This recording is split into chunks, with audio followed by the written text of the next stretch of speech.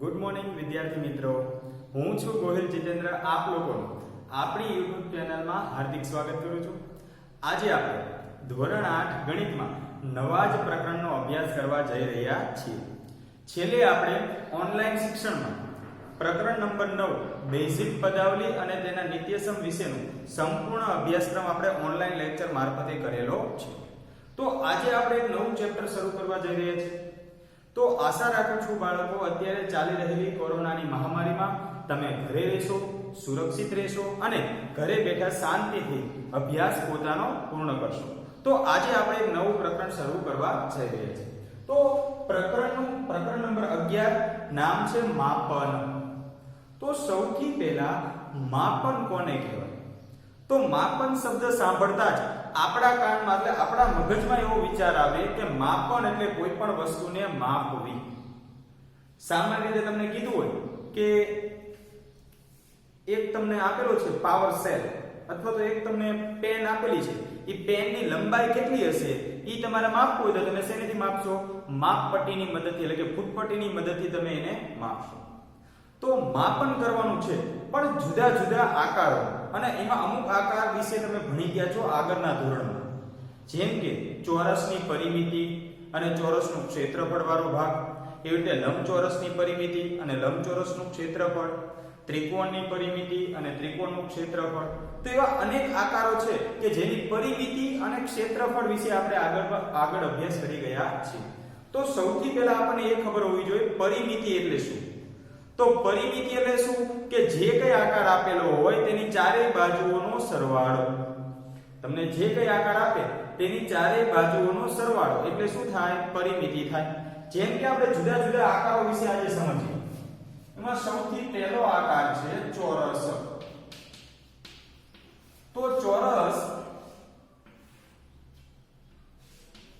તો ચોરસમાં ચારેય બાજુની લંબાઈ સરખી હોય. આ બાજુનું માપ સરખું હોય, આ બાજુનું માપ સરખું હોય, આ બધી બાજુના માપ કેવા હોય? સમાન હોય. કેની અંદર? ચોરસની અંદર. એટલે કે ચોરસની ચારેય બાજુના માપ કેવા હોય? સરખા હોય. હવે એની પરિમિતિ શોધવી હોય તો પરિમિતિ શોધવી હોય તો ચારેય બાજુઓનો સરવાળો. અહીંયા આપણે બધાની પરિમિતિ લખીશું. પરિમિતિ. અને અહીંયા ક્ષેત્રફળનું આપણે આવું કોષ્ટક બનાવી દઈએ. ક્ષેત્રફળ.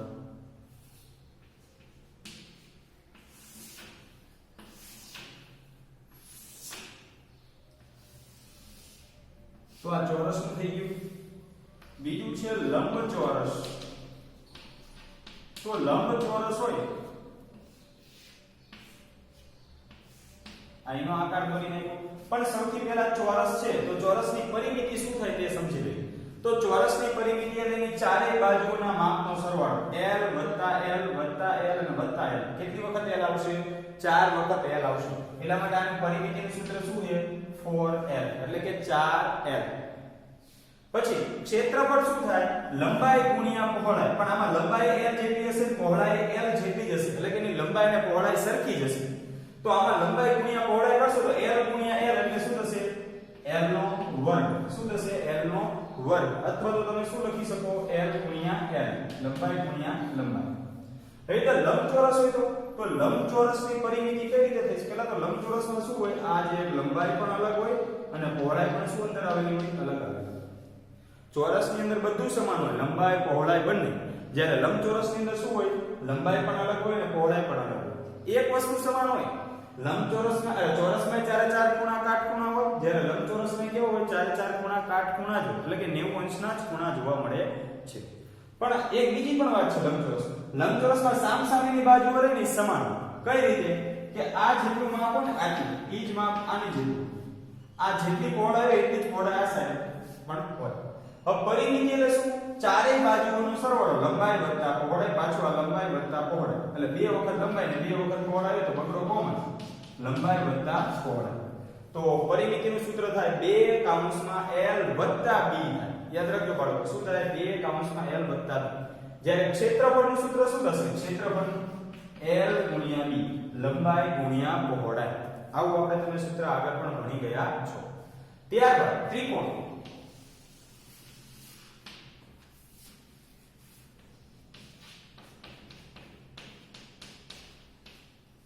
તો ત્રિકોણ ઘણા બધા પ્રકારના હોય. સમબાજુ હોય, વિષમ બાજુ હોય, સમદ્વિ બાજુ હોય. પણ અત્યારે આપણે એવું સમજી લો કાટકોણ ત્રિકોણ છે તેવું માનીને આપણે ચાલીએ.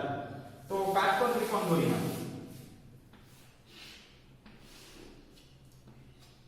જેમાં આ રહ્યો આ પાયો છે અને આ શું છે? વેધ છે. તો ત્રિકોણ છે તો ત્રિકોણની પરિમિતિ શું થાય? કોઈ પણ ત્રિકોણ કાટકોણ હોય તો ભલે, સમદ્વિ બાજુ હોય તો ભલે, સમબાજુ હોય તો ભલે, કોઈ પણ ત્રિકોણ હોય એની પરિમિતિ ગોતવી હોય. પરિમિતિ એટલે બધી બાજુઓનો સરવાળો. તો આમાં કુલ કેટલી બાજુ આવે? 3, 1, 2 ને 3 બાજુ.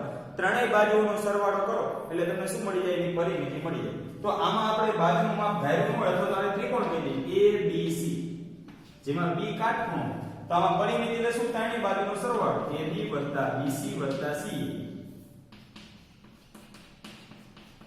ત્રણેય બાજુઓનો સરવાળો એટલે એની પરિમિતિ મળી જાય. પણ ક્ષેત્રફળ ગોતવું હોય તો ક્ષેત્રફળ ગોતવાનું સૂત્ર છે 1/2 પાયો ગુણ્યા શું થાય? વેધ થાય. 1/2 પાયો ગુણ્યા શું થાય? વેધ થાય.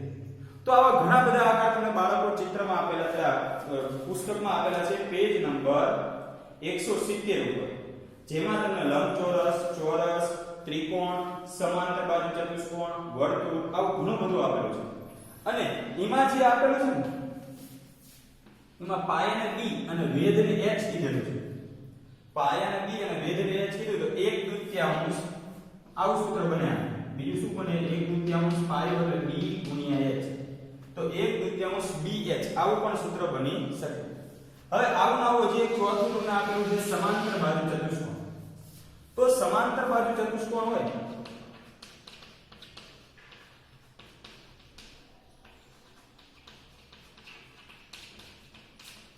સમાંતર બાજુ ચતુષ્કોણમાં કઈ રીતે છે બાળકો? તો સમાંતર બાજુ ચતુષ્કોણમાં સામસામેની બાજુઓ પણ સરખી હશે પણ કાટખૂણા નહીં હોય. ચારે ચાર ખૂણા કાટખૂણા હશે નહીં. સામસામેની બંને બાજુ એકબીજાને કેવી હશે? સમાંતર આવેલી છે. પછી શું હશે? પાસ પાસેના ખૂણા હોય, પાસ પાસેના ખૂણા. પાસ પાસેના ખૂણા એ કેવા હશે? પૂરક હશે. અને સામસામેના ખૂણા કેવા હશે? સરખા હશે. સામસામેના ખૂણા સરખા હશે, પાસ પાસેના ખૂણા કેવા હશે? પૂરક હશે. પૂરક એટલે બે ખૂણાનો સરવાળો 180 થતો હશે. હવે આની પરિમિતિ ગોતવી હોય તો આની પરિમિતિ ગોતવી હોય તો ચારે બાજુનો સરવાળો. કોઈ પણ ચોરસ ચતુષ્કોણની કોઈ પણની પરિમિતિ ગોતવી હોય તો એની ચારે બાજુઓનો શું આવશે? સરવાળો. આમાં જે બાજુના માપ આપેલા હોય તો ચારે બાજુનો સરવાળો કરવાનો.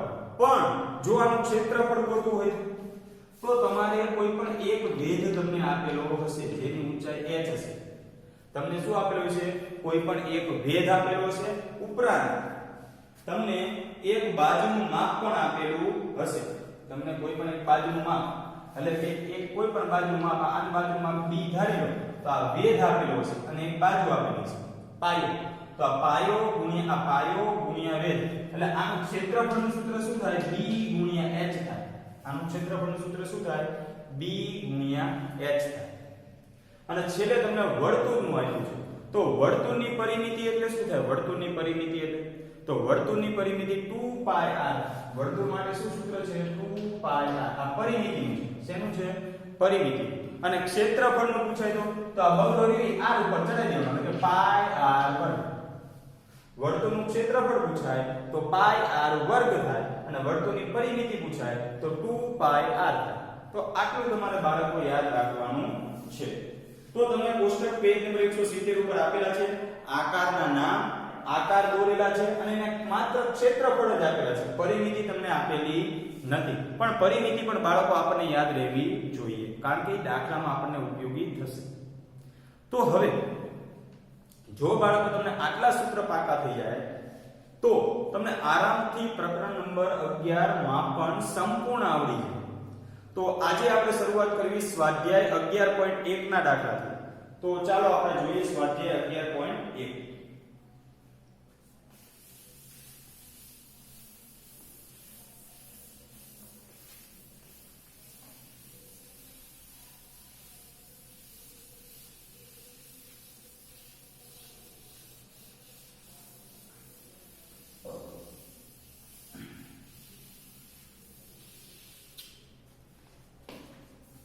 તો દાખલા નંબર 1 શું કહે છે? જો તમને આકૃતિ આપેલી છે ચોરસની લંબચોરસની બંને.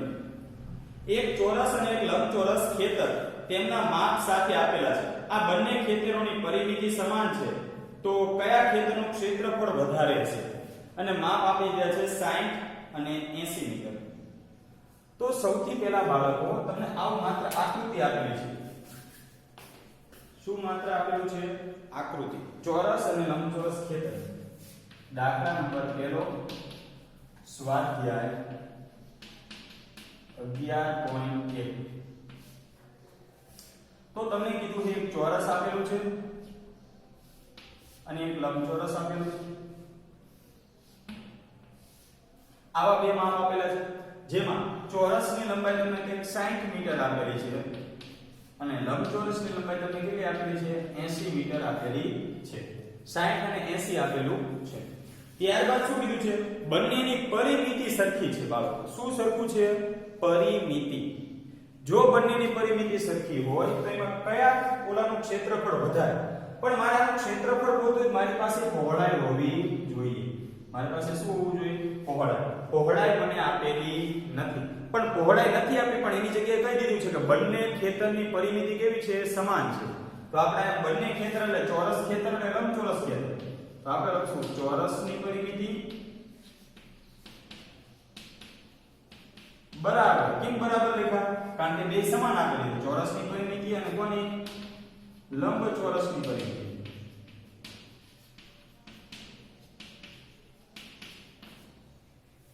ત્યારબાદ શું કરશું? ચોરસની પરિમિતિનું સૂત્ર શું થાય? 4 ગુણ્યા l અને લંબચોરસની પરિમિતિનું શું થાય? 2 કૌંસમાં l વત્તા b. જેમાં આપણને b આપેલો નથી, b પહેલા શોધવાનો છે. તો શું કરશું? આ 4 ના 4 l એટલે ચોરસની લંબાઈ. ચોરસની લંબાઈ કેટલી આપી છે? 60 મીટર. બરાબર ના બરાબર 2 ના 2. l એટલે પાછા લંબચોરસની લંબાઈ 80 મીટર વત્તા b ના b. હવે આ ગુણાકારમાં 2 છે, બરાબરની ઓલી બાજુ જાય તો ભાગાકારમાં આવશે. તો શું થશે? 4 ગુણ્યા 60 મીટર છેદમાં 2 બરાબર 80 મીટર વત્તા b. શું થશે? 2 દુને 4 ઉડી જાય, 6 દુને 12 એટલે 120 મીટર થાય. બરાબર સામે શું આવશે? હજી એક સ્ટેપ આગળ લખીએ. 120 મીટર બરાબર 80 મીટર વત્તા b. હવે આ b શોધો હોય તો વત્તા 80 છે, બરાબરની ઓલી બાજુ થાય તો શું થશે? -80 થશે. તો b બરાબર શું આવશે? b બરાબર 120 મીટર -80 મીટર. તો b બરાબર કેટલા મળશે મને? 40 મીટર. કેમ મારે b પહેલા શોધવો પડ્યો? કારણ કે લંબચોરસનું મારે ક્ષેત્રફળ શોધવું હોય તો એમાં લંબાઈ ગુણ્યા પહોળાઈ મને મળવું જોઈએ. એટલે કે મારી પાસે પહોળાઈ હોવી જોઈએ તો જ હું ક્ષેત્રફળ ગોતી શકું. બાકી ચોરસનું ક્ષેત્રફળ ગોતવામાં કઈ નથી, એમાં તો લંબાઈ ગુણ્યા લંબાઈ, કારણ કે આ બધી બાજુનું માપ 60 જ હશે, ચોરસ હશે. પણ લંબચોરસમાં લંબાઈ અને પહોળાઈ કેવી હશે? અલગ અલગ હશે. તો હવે આપણે બંનેના ક્ષેત્રફળ શોધવું. ચોરસનું ક્ષેત્રફળ બરાબર લંબાઈ ગુણ્યા લંબાઈ. કેટલી આપેલી છે લંબાઈ? 60 મીટર. 60 મીટર ગુણ્યા 60 મીટર. તો આ છાયો 36, પેલા 6 ગુણ્યા 6 36 ને પાછળ 2 મીટર અને મીટર ગુણ્યા મીટર એટલે શું થશે? મીટરનો વર્ગ. તો શું થશે? 3600 મીટર સ્ક્વેર થશે. એવી રીતે લંબચોરસનું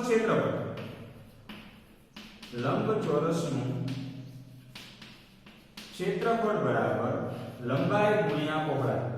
લંબાઈ એટલે હવે લંબચોરસની લંબાઈ મૂકવાની 80 મીટર અને પહોળાઈ પણ હવે લંબચોરસની આપણે b સુધી કેટલી? 40 મીટર. તો શું થશે? 8 ચોક ને 32 અને 2 મીટર અને મીટર ગુણ્યા મીટર એટલે શું થશે? Metre square. તો 3200 મીટર સ્ક્વેર આવે. હવે જોવાનું કોનું ક્ષેત્રફળ વધારે? ચોરસ ખેતરનું કે લંબચોરસ ખેતરનું? તો તમે જોશો ચોરસનું 3600 છે, આનું કેટલું છે? 3200 છે. એનો મતલબ ચોરસ ખેતરનું ક્ષેત્રફળ વધારે છે. આપણે નીચે જવાબ શું લખવો પડશે? ચોરસ ખેતરનું ક્ષેત્રફળ વધારે હશે. તો એકદમ સહેલો દાખલો તો બાળકો શું આપેલું હતું? ચોરસ અને લંબચોરસની માત્ર લંબાઈ આપેલી હતી અને બીજું શું કીધું હતું? બંનેની પરિમિતિ કેવી છે? સરખી છે. જો પરિમિતિ સરખી હોય તો એની ઉપરથી આપણને b મળી જાય. શું લેવા b શોધવો પડ્યો? કારણ કે મારે ગોતવાનું તો શોધવાનું માત્ર મારા ક્ષેત્રફળ જ હતું, પણ ક્ષેત્રફળ શોધવા માટે મારે b ની જરૂર પડે, એટલે કે પહોળાઈની જરૂર પડે અને પહોળાઈ શોધવા માટે મારે આ કામ કરવું પડ્યું, બંનેની પરિમિતિને સરખાવી અને એની ઉપરથી મને b મેળવ્યો, પછી બંનેના ક્ષેત્રફળ આપણે શોધી કાઢ્યા. તો એકદમ સહેલો દાખલો છે. ત્યારબાદ દાખલા નંબર 2 શું કહે છે? બીજો દાખલો, શ્રીમતી કૌશિકનો આકૃતિમાં બતાવ્યા મુજબના માપનો ચોરસ પ્લોટ છે. તે પ્લોટના મધ્ય ભાગમાં મકાન બનાવવા માંગે છે. તો મકાનની ફરતે બગીચો વિકસાવેલ છે. બગીચો વિકસાવવાનો ખર્ચ 55 પ્રતિ ચોરસ મીટર હોય તો મકાનની ફરતે બગીચો વિકસાવવાનો કુલ ખર્ચ કેટલો થયો છે? તમને આકૃતિ આપેલી છે મકાન અને બગીચા આપેલી. કઈ રીતે આપેલી છે? તો સૌથી પહેલા તો એ ખબર હોવી જોઈએ કે જે પ્લોટ હતો એ આખો પ્લોટ કેવો હતો? ચોરસ હતો. તો આકૃતિ સમજશો ને બાળકો તો એકદમ સહેલો દાખલો છે અને મોસ્ટ ટાઈમથી પણ છે. આવા જ દાખલા તમને પૂછે.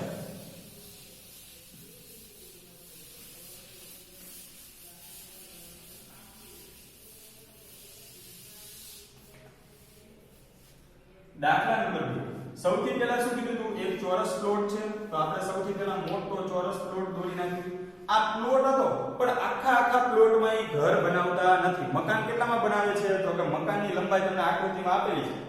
મકાન લંબચોરસ આકારનું છે. જો અંદર મકાન બનાવે છે આવી રીતે, એ આ રીતે મકાન બનાવે છે. મકાન લંબચોરસ છે, પ્લોટ ચોરસ હતો. ચોરસ પ્લોટની લંબાઈ કેટલી આપી હતી? 25 મીટરનો પ્લોટ છે. તો એનો મતલબ ચારે ચાર બાજુનું માપ કેટલું હશે? 25 મીટર હશે. કારણ કે પ્લોટ તો ચોરસ છે અને ચારે ચાર બાજુ સરખી હોય. પણ અંદર શું બનાવે છે? મકાન બનાવે છે. આ શું આપેલું છે? મકાન. મકાનની તમને લંબાઈ આપી છે 20 મીટર. મકાનની લંબાઈ કેટલી આપી છે? 20 મીટર. અને પહોળાઈ કેટલી આપેલી છે? 15 મીટર આપેલી છે. પહોળાઈ કેટલી આપેલી છે બાળકો? 15 મીટર. તો આ ફરતે શું બનાવવાનું છે? બગીચો. ફરતે શું બનાવે છે? બગીચો. આ જેટલી ફરતે જગ્યા રોકી શેની રોકેલી છે? બગીચાની જગ્યા રોકેલી છે. શેની જગ્યા રોકી છે બાળકો? બગીચા. તો આપણે શેનો ખર્ચ શોધવાનો છે? બગીચો બનાવવા માટેનો ખર્ચ શોધવાનો છે. તો સૌથી પહેલા એ ખબર પડી કે આમાં બે આકાર રહેલા છે. જો બાળકો તમને બે આકાર શોધતા આવડી જાય ને તો એકદમ ખબર પડી જાય કે આમાં શું ગોતવાનું છે. મને શું કીધું છે? બગીચાનો કુલ ખર્ચ ગોતો. બગીચો બનાવવાનો કુલ ખર્ચ ગોતો. મારા ફરતે બગીચો બનાવો તો કુલ ખર્ચ ગોતો. તો પહેલા એ શોધવું પડે કે બગીચો બનાવવા માટે જગ્યા કેટલી છે, બગીચાનું ક્ષેત્રફળ કેટલું હશે. તો બગીચાનું જો મારે ક્ષેત્રફળ શોધવું હોય તો શું કરી શકાય બાળકો? બગીચો આ નાનો ભાગ છે. આ જે નાનો ભાગ રહ્યો ફરતી એ શું છે? બગીચો. તો હું શું કરીશ? મોટા ચોરસમાંથી આ મોટું ચોરસ છે એમાંથી આ લંબચોરસ બાદ કરી નાખું તો મારા આટલો ભાગ વધે. આ મોટા ચોરસમાંથી આ નાનું લંબચોરસ બાદ કરી નાખું એટલે કે મોટા ચોરસના ક્ષેત્રફળમાંથી નાના મકાનના લંબચોરસનું ક્ષેત્રફળ બાદ કરું તો મને શું મળશે? આ જે બગીચો રહ્યો બગીચો એનું ક્ષેત્રફળ મળી જાય. તો મારે બગીચાનું ક્ષેત્રફળ ગોતવું ને બગીચાનું ક્ષેત્રફળ બરાબર યાદ રાખજો એકદમ સહેલું છે બાળકો. મારે બગીચાનું ક્ષેત્રફળ શોધવું હોય આપણે કેમ આમ કરતા? આવો એક કટકો આપેલો હોય કે આ a b કટકો આપેલો છે, c બિંદુ કે કાંઈ આપેલું છે. આખું માપ તમને 7 આપેલું છે. આખું માપ 7 આપેલું છે. આ AC 3 આપેલું ને આ ગોતવું તો CD. તો આ આખા મોટા કટકામાંથી આ 3 બાદ કરો દાખલો પડી જાય ને 4 થાય. કારણ કે આ બંનેનો સરવાળો થઈને આખું 7 થવાનું છે. તો બસ આ એની જેવું જ છે. મોટો ભાગ શું છે? ચોરસ પ્લોટ. તો આ ચોરસ પ્લોટનું ક્ષેત્રફળ માઈનસ આ ચોરસ પ્લોટનું ક્ષેત્રફળમાંથી શું કોનું ક્ષેત્રફળ બાદ કરું? મકાનનું ક્ષેત્રફળ બાદ કરી નાખું. મકાનનું ક્ષેત્રફળ ચોરસ પ્લોટના ક્ષેત્રફળમાંથી મકાનનું ક્ષેત્રફળ બાદ કરશો એટલે આપણને શું મળી જશે? બગીચાનું ક્ષેત્રફળ મળી જશે. તો ચોરસ પ્લોટનું ક્ષેત્રફળ એટલે શું થશે? લંબાઈ ગુણ્યા લંબાઈ. અને મકાન કેવું છે? લંબચોરસ છે. એની લંબાઈ અને પહોળાઈ બંને આપેલી છે. તો મકાનનું ક્ષેત્રફળ શું થશે? લંબાઈ ગુણ્યા પહોળાઈ. હવે આ લંબાઈ એટલે કે ચોરસ પ્લોટની લંબાઈ. પ્લોટની લંબાઈ કેટલી આપેલી છે? 25 મીટર આપી છે. તો 25 મીટર ગુણ્યા 25 મીટર માઈનસ મકાનનું ક્ષેત્રફળ એટલે શું થાય? લંબાઈ ગુણ્યા પહોળાઈ. તો લંબાઈ કેટલી આપી છે? મકાનની 20 મીટર અને પહોળાઈ કેટલી આપેલી છે? 15 મીટર. તો શું કરશું? 20 મીટર ગુણ્યા 15 મીટર. હવે શું કરશું? 25 ગુણ્યા 25 એટલે કેટલા થશે 625 મીટર નો સ્ક્વેર, મીટર ગુણ્યા મીટર એટલે, અને અહીંયા શું થશે 15 દુ 30 ને પાછળ એક મીંડું એટલે 300 મીટર સ્ક્વેર. આ એવું થશે. હવે આ 625 માંથી 300 મીટર કાઢવાના છે, મીટર સ્ક્વેર. તો 625 માંથી 300 મીટર સ્ક્વેર કાઢશો તો 325 મીટર સ્ક્વેર જેટલું વધશે.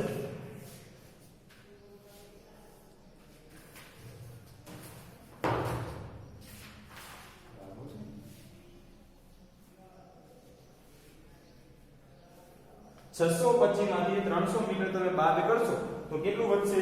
325 જેટલું વધશે. ચાલો, તો 625 માંથી 300 બાદ કરો તો બગીચાનું આપણને ક્ષેત્રફળ મળી ગયું. બગીચાનું ક્ષેત્રફળ કેટલું મળશે? તો કે 325 મીટર સ્ક્વેર જેટલું મળશે. કેટલું મળશે બગીચાનું ક્ષેત્રફળ? 325 મીટર સ્ક્વેર જેટલું મળશે. કઈ રીતે મેળવવું? ચોરસ પ્લોટમાંથી લંબચોરસ મકાનની ક્ષેત્રફળ બાદ કર્યું, કારણ કે જગ્યા ગોતવાની આપણે, એટલે ક્ષેત્રફળ ગોતવું. હવે મને ખર્ચ આપેલો છે કે બગીચાનો ખર્ચ 1 મીટર સ્ક્વેર અને ચોરસ મીટર એટલે 1 મીટર સ્ક્વેર. 1 મીટર સ્ક્વેર ના 55 રૂપિયા ખર્ચ છે. 1 મીટર સ્ક્વેર જેટલું કામ કરે એટલે કેટલા રૂપિયા આપવા પડે? આપણે 55 રૂપિયા આપવા પડે. બગીચો બનાવવાનું 1 મીટર સ્ક્વેર જેટલું કામ કરે તો આપણે એને 55 રૂપિયા આપી છે. તો આપણે તો આટલો બગીચો બનાવવાનો છે 325 મીટર સ્ક્વેર જેટલો. તો કુલ ખર્ચ કેટલો થાય? તો આપણે ત્રિરાશિ મૂકવી પડે, ક્ષેત્રફળ અને ખર્ચ વાળું. 1 મીટર સ્ક્વેર ક્ષેત્રફળ હોય તેનો ખર્ચ કેટલો છે? 55 રૂપિયા છે. તો આપણી પાસે કુલ કેટલું ક્ષેત્રફળ છે? 325 મીટર સ્ક્વેર જેટલું છે. તો ખર્ચ કુલ કેટલો થાય? તો કુલ ખર્ચ ગોતવો હોય, કુલ ખર્ચ, તો ત્રિરાશિમાં સામસામા ગુણાકાર કરશો, ક્રોસ ગુણાકાર, તો 325 ગુણ્યા 55. 325 ગુણ્યા 55 આ બંનેનો ગુણાકાર કરો એ તમારો જવાબ. તો 325 ગુણ્યા 55 કરવાના છે.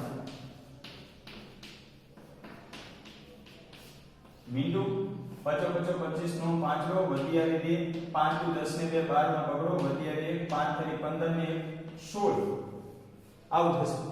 અને આ ના પાછા નીચે મૂકજો 1625 બેનો સરવાળો 17875 રૂપિયા ખર્ચ થશે. ખર્ચ કેટલો આવશે? 17875 રૂપિયા. કેટલો ખર્ચ આવશે? 17875 રૂપિયા જેટલો ખર્ચ થશે. તો એકદમ સહેલું છે બાળકો, પણ થોડુંક મગજ ચલાવવાની જરૂર હોય છે. તો એકદમ પહેલો અને બીજો દાખલો એકદમ સહેલો હતો. બીજો દાખલો થોડોક જોવા જેવો હતો કે ભાઈ ચોરસ પ્લોટમાંથી તમારે લંબચોરસ મકાનનું ક્ષેત્રફળ બાદ કરો તો તમને આ ફરતે જે બગીચો રહ્યો એનું ક્ષેત્રફળ તમને મળી જશે. તો આશા રાખું છું આ લેક્ચર તમને ગમ્યો હશે. જો તમને આ લેક્ચર પસંદ આવે તો પ્લીઝ લાઈક, શેર અને કોમેન્ટ કરવાનું ભૂલશો નહીં. અને સાથે